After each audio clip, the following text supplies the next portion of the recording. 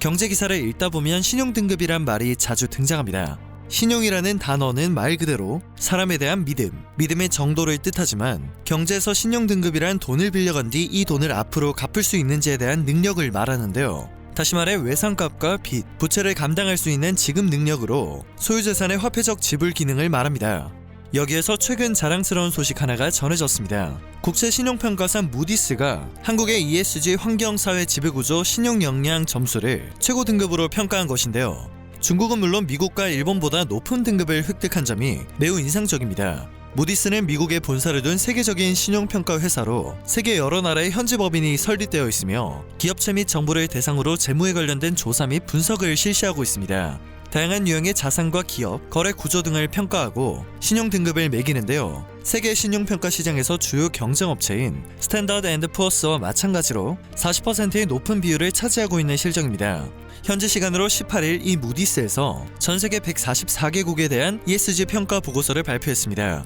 최근 기업의 사회적 책임이 중요해지면서 전 세계적으로 금융기관의 주요 투자 결정 지표 등으로 ESG가 널리 활용되고 있습니다.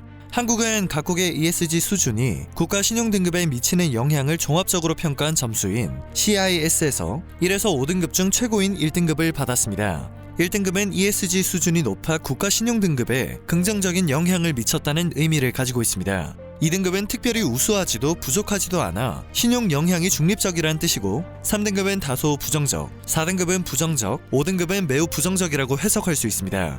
한국을 포함한 독일과 스위스, 싱가포르, 뉴질랜드, 스웨덴 등 11개 국가가 1등급 국가이며 미국과 영국, 호주, 프랑스 등 30개국은 2등급을 기록했습니다. 중국과 일본, 이탈리아, 러시아 등 38개국은 3등급을 받았습니다. 세부적으로 한국은 지배구조에서 1등급, 환경과 사회에서는 각각 2등급 판정을 받았습니다. 환경은 탄소 전환과 기후변화, 수자원 관리, 폐기물 및 공해, 자연자본 등 5가지 세부 항목이 모두 2등급인 것으로 확인되었습니다. 사회 분야에서는 교육과 보건 및 안전, 기본 서비스 접근성에서 모두 1등급으로 평가는 쾌거를 이루었는데요. 다만 빠른 고령화 등으로 인구 분야에서 낮은 평가를 받게 되었다고 합니다. 지배구조는 제도와 정책 신뢰성, 효과성, 투명성 및 정보 공개, 예산 관리 등 4개 세부 항목에서 모두 1등급을 받아냈습니다. 지금까지 무디스는 각국의 국가 신용등급 평가 보고서에 ESG에 대한 평가를 수록해왔습니다. 이번과 같이 보고서를 별도로 발표한 것은 처음 있는 일인데요. ESG 강조 추세를 반영한 것으로 보인다는 것이 전문가들의 의견입니다. 이에 대해 기획재정부 관계자는 향후 국가 신용등급 평가 때 ESG가 주요 요소로 부각될 가능성이 높다며 한국판 뉴딜 등을 통해 친환경 산업 육성과 사회적 책임 강화 등 정책 노력을 지속하겠다고 말했습니다. 지난 1997년 외환위기 때 무디스에서 한국의 국가 신용등급을 2차례에 걸쳐 4단계나 추락시켰습니다. 이는 그렇지 않아도 이런저런 문제로 경제가 휘청거리던 한국에 직격타로 돌아왔고 결국 한국은 IMF 구제금융을 받아야 하는 상황에 놓여지게 됩니다. 무디스는 구제금융을 받기 시작한 후에도 한국의 등급을 2단계 더 추락시켰습니다. 2달 사이에 신용등급이 매우 급격하게 추락했기 때문에 한국 경제에는 더 큰 타격이 생길 수밖에 없었습니다. 무디스사의 이름이 한국에 잘 알려지게 된 것도 이때부터라고 할 수 있겠는데요. 이번에 무디스가 한국의 ESG 신용 역량 점수를 최고 등급으로 평가했다는 소식이 전해지자 각국 경제 전문가들은 놀라움을 표하고 있습니다. 정확하게 일치하지는 않지만 이번 ESG 평가와 국가 신용등급 평가에는 높은 관련성이 있기 때문입니다. 국가 신용등급은 국제금융시장에서 차입금리나 투자 여건을 판단하는 기준이 됩니다. 투자 부적격 판정을 받으면 국제금융시장에서 채권 발행이 어렵게 되고 외채 지급 이자도 더 많이 지불하게 됩니다.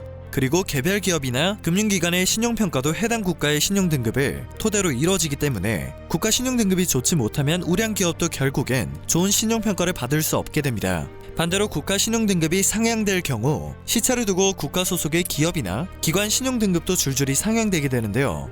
향후 국가 신용등급 평가 시 ESG가 주요 요소로 부각될 가능성이 높은 상황에서 한국이 최고 등급을 받은 것은 여러모로 한국의 긍정적인 신호가 켜진 것이라는 분석이 나오고 있습니다. 지난해 10월 무디스와 피치, 스탠더드 앤드 푸어스 3사의 국가 신용등급 및 전망 하향 조정 사례는 107개국, 총 211건에 이르는 것으로 파악된 바 있습니다. 코로나에 따른 경제 여건 악화 때문이었는데요. 주요 선진국들이 줄줄이 강등 조정되는 상황에서 한국은 상대적으로 안정적인 평가를 받았습니다. 코로나 위기 상황을 감안해야 하더라도 한국의 신용등급은 역대 최고 수준을 지키고 있습니다. 세상에 당연한 것은 없습니다.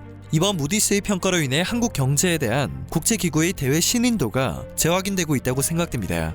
오늘 전해드릴 소식은 여기까지입니다. 영상이 정보가 되셨다면, 그리고 도움이 되셨다면 그것만으로도 감사드립니다. 늘 새롭고 유익한 뉴스를 전하는 로버튜브 되겠습니다.